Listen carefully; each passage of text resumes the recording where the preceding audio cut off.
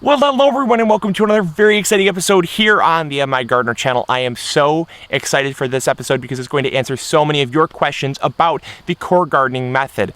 And the core gardening method has been our #1 most favorite gardening method of all time. So we are very excited to bring you all along to not only how to do it, but how to set it up properly so you have the same success.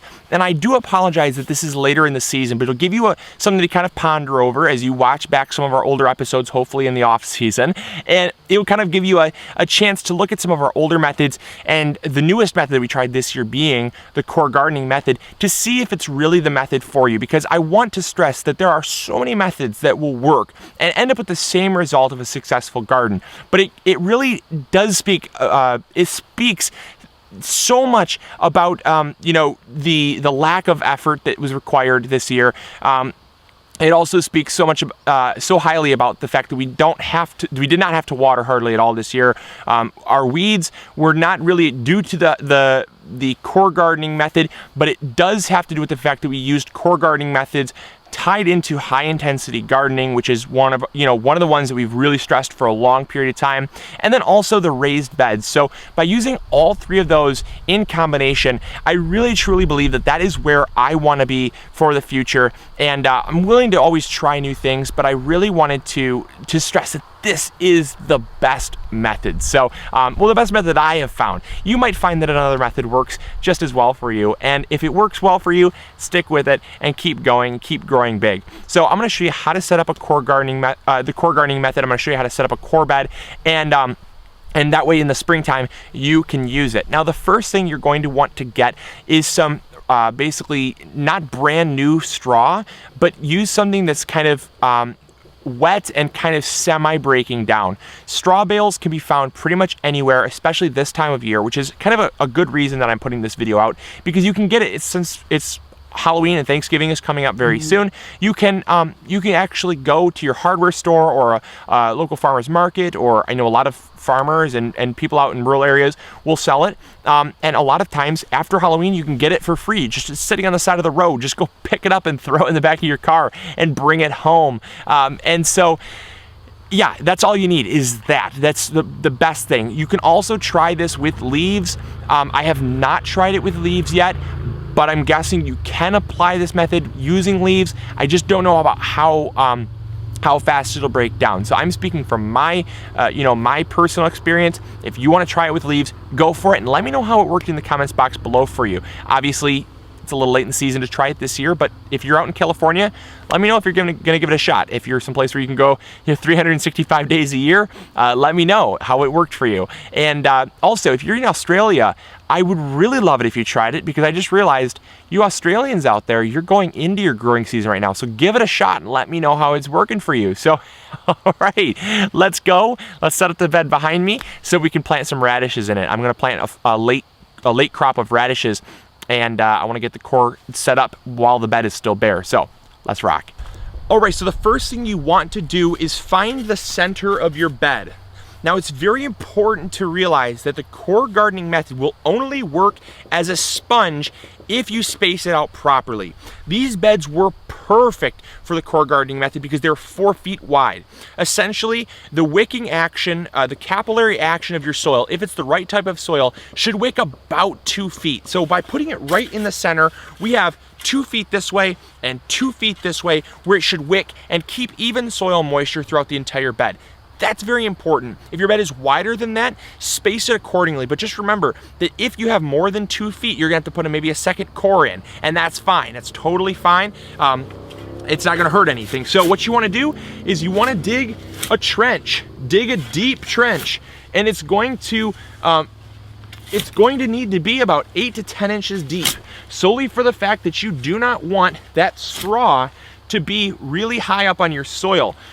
One thing that having it really high up in your soil will do is it's gonna get tangled in your roots. There's too much air still in that straw, and your plants won't grow well through that. So you need to have a good bed of soil on top. Once we cover the core up, you want to have a good layer of soil so your plants can grow in that until the stuff is broken down enough to where it really doesn't matter if the roots get into it, because the roots will get into it, I promise.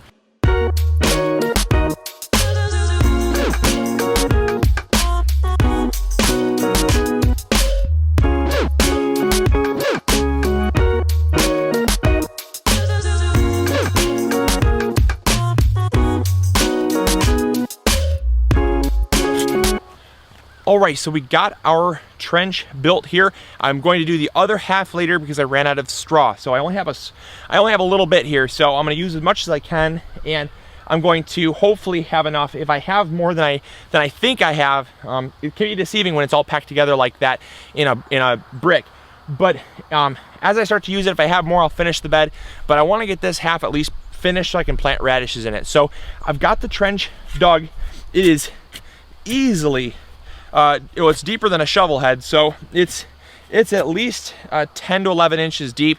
That's good. That's going to be fine, because remember, it will wick up as the core is down there in the soil. The secret is to have the core deeper, because the deeper it is, the less evaporation it's exposed to. So that when you soak it and you charge it initially, it's going to wick up throughout the season. Capillary action will draw up moisture to create equilibrium across the bed. And equilibrium is essentially, it means equal. So if one part is drier than another, it will actually take water from the wetter portion of the bed and soak it into the drier portion so that it remains equal. And that is where the secret lies in the core gardening method.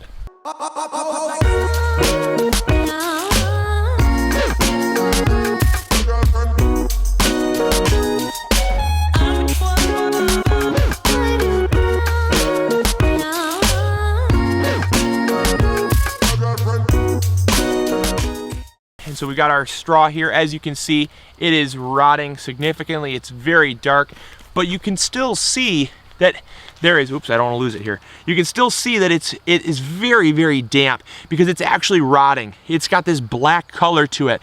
That is very important, because if you use dry straw, it's not going to be as absorbent. And I found that, I mean, I have not tried it with dry straw, but I have found that this flattened, wet, rotting straw will, it will actually work a lot better as kind of a sponge, if you will, because this drier stuff here on the outside, you'll notice it still is it's actually kind of waxy on the outside, and that waxiness prevents water from coming in really, really efficiently and breaking it down. So the wetter it is and the more rotted it is, you're going to have a better chance at success. Now, the amount of straw to use, I got asked this all the time as well. You want to, so if your hole is 10 inches to 11 inches deep, you want to obviously pack it down into that hole, because it's gonna fill up that hole quite a bit. But you want to pack it down, and you want to essentially have a 4 to 5 inch layer of straw. That's going to give you enough straw so that it holds moisture throughout the season, and as it breaks down, it's going to continue to have at least some type of porous material to hold on to that water. Too little, and it's going to break down too fast, and you're really going to lose your sponge material, your core. And add too much, and you're going to have it throughout the entire throughout the next season, which isn't a bad thing. But when you go to put your core in next year, it can make kind of a mess on the bed, and you really want it to adequately break down so that your soil is replenished for the next gardening season. It actually adds nutrients to your bed and adds organic matter. What's not better than that?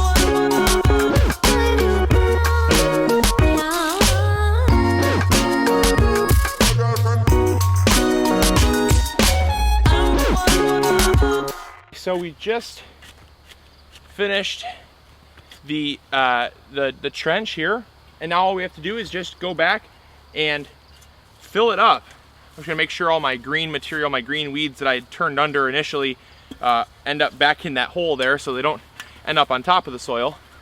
That way they break down throughout the season and I don't have them next year. So we're just gonna cover it up here, and it is really as simple as that. It is not difficult whatsoever And it is just so easy to do. We're gonna make a little berm, so it's going to form a little mound in the center of the bed. That's fine, that mound will drop down as the season goes. So there you go. There is the core gardening method. I'm just gonna take a rake and take out the weeds that are on top and just kind of give that a good rake through to get all that green material out that did not get buried. I'll throw that in the compost pile, and it's ready to plant. So you can plant right away. You don't have to wait. There's no kind of waiting period, which is nice. I know sometimes when you are trying different gardening methods, there's like a waiting period for some of them, like straw bale gardening and stuff. This is not the case with this, which is nice. You can literally just fill up the core, top off the core with the soil, and you're ready to plant. So there you go. There is how to set up a core garden. Hopefully you all enjoyed.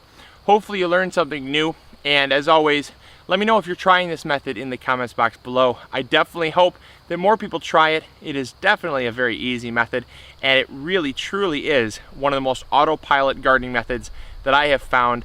And you know, it's just a little work in the beginning, a little work at the end, and the entire gardening season is pretty much just hands off and harvest. So you cannot complain when it's that easy. So anyways, I'll talk to you later. This is Luke from the MIgardener channel, hoping you all are growing big or going home. We'll catch you later. See ya. Bye.